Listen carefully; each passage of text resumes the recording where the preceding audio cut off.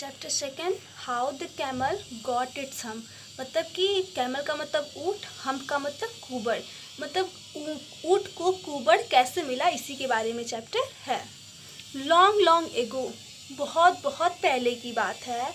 When the world was new, world का मतलब संसार, जब यह संसार नया नया था। And the animals had just begun to work for man. Animals का मतलब जानवर, और जानवरों ने इंसानों के लिए जस्ट काम करना शुरू ही किया था। There lived a camel in a desert. रेगिस्तान में एक ऊँट रहता था।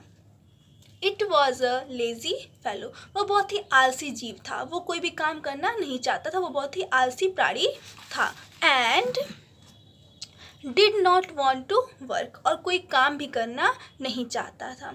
एज यू नो, जैसा कि आप जानते हैं, the desert has nothing but sand. Desert का मतलब रेगिस्तान।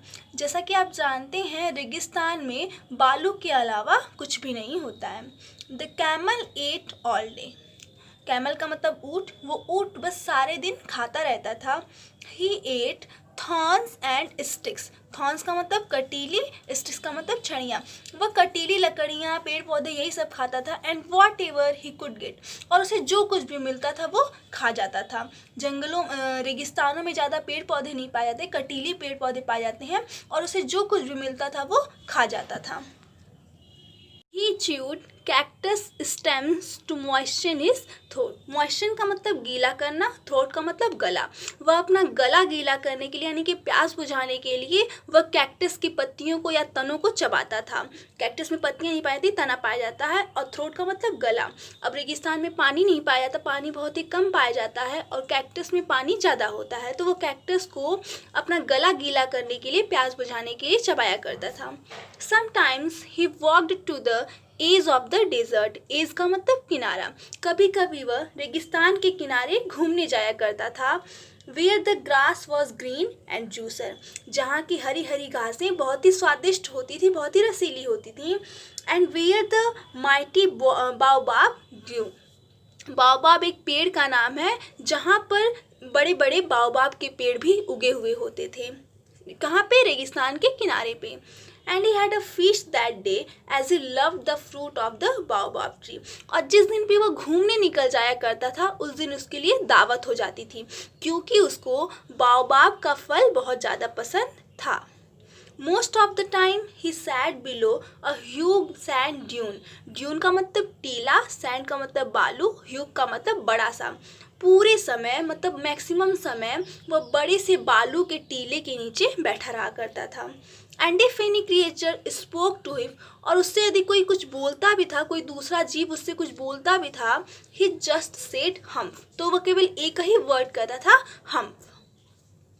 One fine morning, a horse came up to him and said, एक सुबह एक घोड़ा उसके पास आया और बोला, good morning mister camel. Mister camel, good morning. Why do you sit here all alone, तुम यहाँ पर अकेले क्यों बैठे हुए हो? प्लीज़ कम, मेरे साथ आओ, and live like the rest of us, और हम लोगों की तरह जियो, हम लोगों की तरह। Camel opened his sleepy eyes and said, sleepy का मतलब नींद से भरी हुई। कैमल ने, ऊँट ने अपनी स्लीपी आईज खोली, अपनी नींद भरी आंखें खोली, एंड सेड, और बोला, humph. So the horse went away and told the man, इसलिए हॉर्स वहाँ से चला गया और उसने सारी बात आदमी को बताई, इंसान को बताई। नेक्स्ट डे, अगले दिन, अ डॉग केम, एक कुत्ता आया, एंड टोल्ड द कैमल, और ऊँट से पूछा, कैमल से पूछा, look what I do for man, देखो मैं आदमियों के लिए क्या करता हूँ। ही थ्रोज अ स्टिक, वह एक छड़ी फेंकता है, and I bring it back to him, और मैं उसे वापस लाकर दे देता हूँ। कम विथ मी, मेरे साथ आओ, एंड डू द सेम, और तुम भी ऐसा ही करो। हम रिप्लाइड द कैमल, कैमल ने सिर्फ एक वर्ड बोल के जवाब दिया, हम। मतलब उसे कोई कुछ भी पूछता था तो वो केवल हम्फ ही बोलता था, उसके अलावा कुछ नहीं बोलता था। Then an ox came to the camel, ox का मतलब बैल।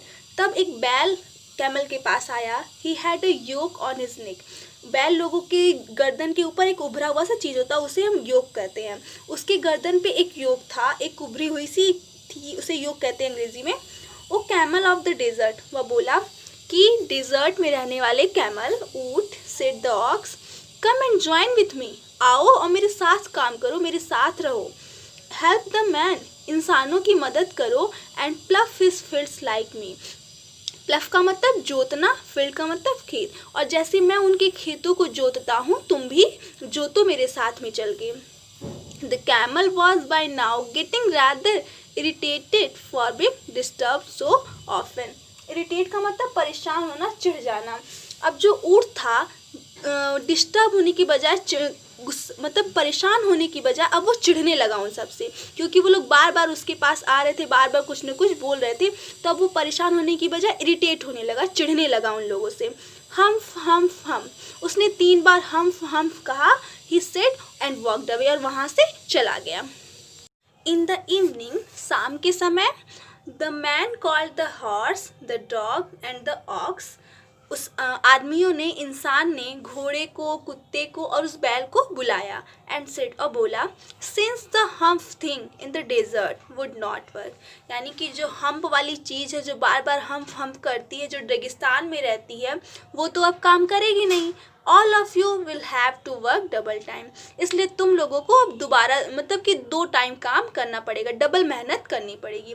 आदमियों ने कहा कि वो रेगिस्तान में रहने वाला प्राणी तो हमारे लिए काम कर नहीं रहा है, इसलिए अब तुम लोगों को डबल मेहनत करनी पड़ेगी। This made all the 3 very angry, यह सुनकर वे तीनों बहुत गुस्सा हुए। They held a meeting at night to decide their course of action. वो अपनी कार्यवाही करने के लिए, अपने कार्यों पे एक्शन लेने के लिए उन्होंने रात में एक मीटिंग का निर्णय किया, मतलब रात में एक सभा बैठी उन लोगों की, उन लोगों ने एक मीटिंग बुलाई। एज दे सैट थिंकिंग, वे लोग बैठ के सोच रहे थे, the genie of the desert appeared there. Desert का मतलब रेगिस्तान, अपीयर का मतलब वहाँ पे प्रकट होना, वहाँ पे रेगिस्तान का जो जिन्न होता है वहाँ पे प्रकट हुआ। What is the problem? वो उनसे पूछा कि क्या समस्या है। Why are you sitting so calm? तुम लोग इतनी शांति से क्यों बैठे हो? The genie of the desert asked them. रेगिस्तान का जो जिन्न था उन लोगों से पूछा कि आप लोग क्यों शांत बैठे हैं, क्या समस्या है। The poor creatures thought of taking help of the genie of the desert. Poor creatures का मतलब वे बेचारे जीव जो एकदम असहाय पड़े थे, वो बेचारे जीव सोचे कि हम लोग इनसे ही मदद ले लें, हम लोग रेगिस्तान के जिन्न से ही मदद ले लें। O genie of the desert, they said, वे बोले कि हे रेगिस्तान के जिन्न, it's right for someone to remain idle all day long, they asked. वे पूछें, इज इट राइट, क्या ये सही है, फॉर समवन, किसी के लिए, to remain idle all day long, कि वो पूरे दिन बेकार पड़ा रहे। वह उनसे पूछें कि क्या किसी के लिए पूरे दिन खाली पड़े रहना सही है। Certainly not, replied the Jenny. जब उन लोगों ने पूछा कि क्या किसी के लिए पूरे दिन खाली पड़े रहना सही है, तो जेनी ने जवाब दिया, बिल्कुल नहीं। Well, said the dog. अच्छा, तब कुत्ते ने कहा, there is a creature in the middle of the desert with long legs and a long neck. उन्होंने कहा, मिडिल का मतलब बीच में, उन्होंने कहा रेगिस्तान के बीच में एक ऐसा प्राणी रहता है, एक ऐसा जीव रहता है, with long legs and a long नेक, जिसके लंबे लंबे पैर है, लंबी गर्दन है। ही इज़ वेरी लेजी, वह बहुत ज़्यादा ही आलसी है। He does not like to work like us, वह हम लोगों की तरह काम नहीं करता है। वेरी वेल, अच्छी बात है, सेड द जेनी। जेनी ने बोला, let me C if I can make him work like you, देखने तो मुझे कि मैं उसको तुम लोगों की तरह काम करा सकता हूँ कि नहीं। ही एडेड, वह जोड़ा, ही rolled himself in his dust cloak and flew across the desert to where the camel was resting. He rolled himself in his dust cloak. वह मिट्टी के गुच्छे में खुद को लपेटा and flew across the desert, और रेगिस्तान की ओर उड़ गया to where the camel was resting, जहाँ पे ऊँट आराम कर रहा था। यानी कि वो जिन एक मिट्टी के गुच्छे में अपने आप को लपेटा और वो उड़ गया, गायब हो गया। My friend, said the genie, जेनी ने बोला उस ऊँट से जाकर, मेरे दोस्त, what do I hear about you, मैं तुम्हारे बारे में क्या सुन रहा हूँ। You do not work for man, तुम इंसानों के लिए काम क्यों नहीं करते। Humph, and it was all the camel did say, और ऊँट ने उस हमेशा की तरह उससे सिर्फ एक ही बात बोला, हम्फ। दिस इज़ नॉट गुड, यह अच्छी बात नहीं है। द जेनी सेड, जेनी ने बोला यह अच्छी बात नहीं है। Because of you the horse, the dog and the ox have extra work to do, क्योंकि तुम्हारी वजह से अब घोड़ों को, कुत्तों को और उस बैल को एक्स्ट्रा काम करना पड़ेगा। ही एडेड, उन्होंने आगे बताया। Humph said the camel again, camel ने दोबारा बोला humph. The genie became angry, वह जिन्न गुस्सा हो गया। ही रियलाइज दैट, उसने ये महसूस किया कि he would get no other answer from the camel, वह कैमल से कुछ और आंसर नहीं पाएगा, वह केवल और केवल हम्फ ही बोलेगा। So he began to utter some strange magic word, utter का मतलब बोलना, स्ट्रेंज का मतलब अजीब, मैजिक का मतलब जादुई, वर्ड्स का मतलब शब्द, इसलिए उसने कुछ अजीब से जादुई शब्द बोले। And waived his magic wand, magic wand का मतलब जादू की छड़ी, वेव्ड का मतलब हिलाना, और उसने हवा में अपनी जादू की छड़ी को हिलाया। I would not really self that too often you, I would not, मैं नहीं करूँगा, really self मतलब कि मैं खुद भी ये नहीं करूँगा, that too often you, वो बोला, जिन्न बोला कि मैं तुम्हारे लिए ये खुद नहीं करूँगा। He said to the camel, वो कैमल से बोले, beside, इसके अलावा I want you to work for a man, मैं चाहता हूँ कि तुम इंसानों के लिए काम करो। This time also, इस बार भी, the camel answered with a loud hump, camel ने जोर से हम्प बोलकर जवाब दिया। But no sooner had he said so, लेकिन जितनी जल्दी उसने बोला था, then he felt his back puffing up, उतनी ही जल्दी उसने अपने पीठ पे कुछ महसूस किया, कुछ भारी सी चीज़ को फील किया।